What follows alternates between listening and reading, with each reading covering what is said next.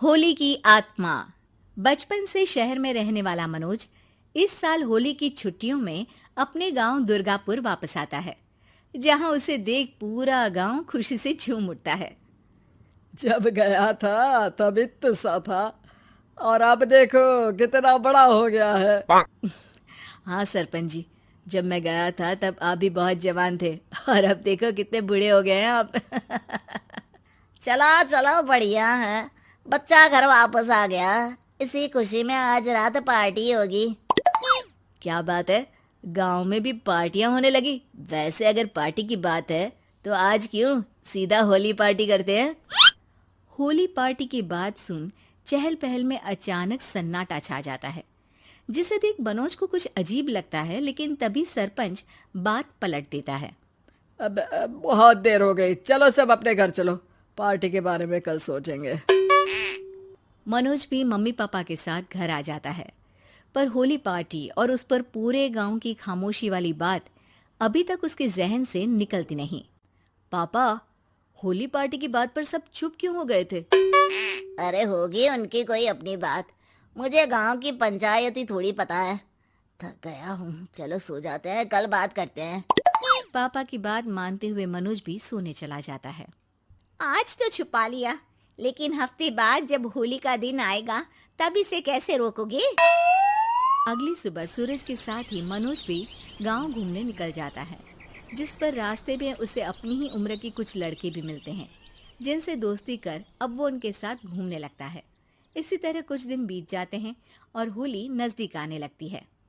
दोस्तों, होली में 4 दिन ही बचे हैं, पर गांव में उसकी कोई तैयारियां क्यों नहीं दिख रही? क्योंकि यहाँ होली नहीं मनाई जाती। अरे पर ऐसा क्यों? वो राजा भूषण। अरे तुम 4 दिन के लिए आए हो, क्या इतना सोच रहे हो? चलो कुछ खाने चलते हैं। इसी के साथ एक बार फिर होली की बात को टलते हुए देख मनोज को शक होने लगता है। वो घर पहुंचते ही इंटरनेट पर अपने गांव और राजा भूषण के बारे में जानकारी निकालने लगता है। क्या? मुझे आज तक ये नहीं पता था। ऐसा कैसे? किसी ने मुझे कुछ बताया क्यों नहीं?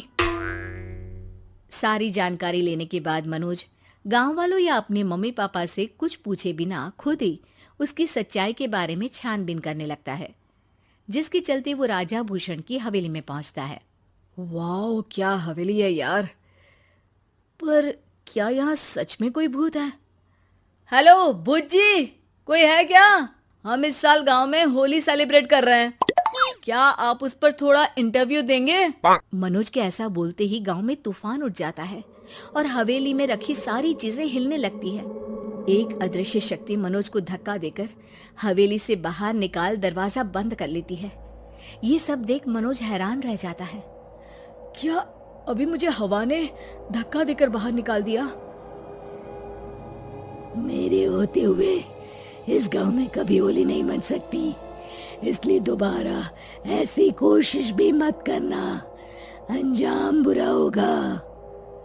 आवाज सुन मनोज हैरानी से इधर उधर देखने लगता है, पर उसे कोई दिखाई नहीं देता। वो गांव वापस आ जाता है, जहां तूफान की वजह से सब कुछ तहस महस हो चुका होता है। आखिर ये तूफान आया कैसे? ना ऐसा कोई मौसम था और ना ही हमने होली का त्योहार मनाने की बात की थी। सरपंच की बात पर कोई रिएक्शन दिए बिना मनोज चुपचाप अपने घर चला जाता है। इस तरह देखते ही देखते होली का दिन भी आ जाता है और मनोज रंग लेकर गांव में निकल जाता है, लेकिन गांव पूरी तरह खाली होता है। अरे त्योहार का दिन है, धूमधाम की जगह मातम क्यों मनाया हुआ है? मनोज की आवाज सुन सब अपने घर की खिड़कियां खोल के घर के अंदर से ही उसे वापस जाने के लिए कहने लगते हैं, पर वो किसी की नहीं सुनता। तुझे पहले भी समझाया था, अगर होली खेलने की कोशिश भी की तो अच्छा नहीं होगा। अरे बात मान लो बेटा, तुम्हें सच नहीं पता। मुझे सब पता है। सालों पहले इस राजा ने एक अंधविश्वास फैलाया और आप लोग आज तक उसे मानते आ रहे हो। अरे बेटा, जब तुम पैदा भी नहीं हुए थे उससे भी बहुत पहले से इस गांव पर होली का श्राप है। अगर गांव में होली का त्योहार मनाया जाता है तो प्रलय आना पक्की बात होती है। राजा भूषण इस सब में नहीं मानते थे और त्योहार मनाने लगे, जिसके चलते होली वाले ही दिन पहले उनके बेटे की और फिर उनकी मृत्यु हो गई। तभी से गांव की रक्षा के लिए उनकी आत्मा उस हवेली में रह रही है। सबकी बातें सुन मनोज उलझन में पड़ जाता है।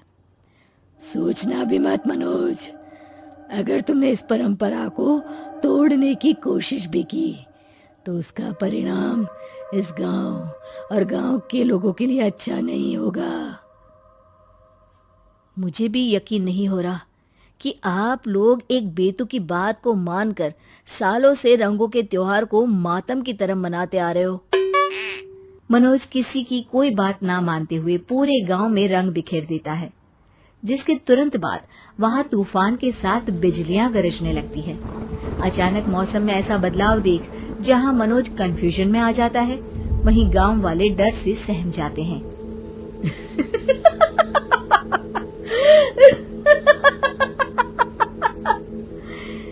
इस लड़के ने हमारे जैसे सिर्फ अपने स्वार्थ के लिए नहीं बल्कि पूरे गांव की खुशियों के लिए यहाँ होली मनाई है, जिस वजह से अब इस गांव पर होली का श्राप टूटता है। ऐसा बोलकर राजा का भूत वहां से गायब हो जाता है, जिसके बाद गांव के लोग धूमधाम से होली मनाते हैं।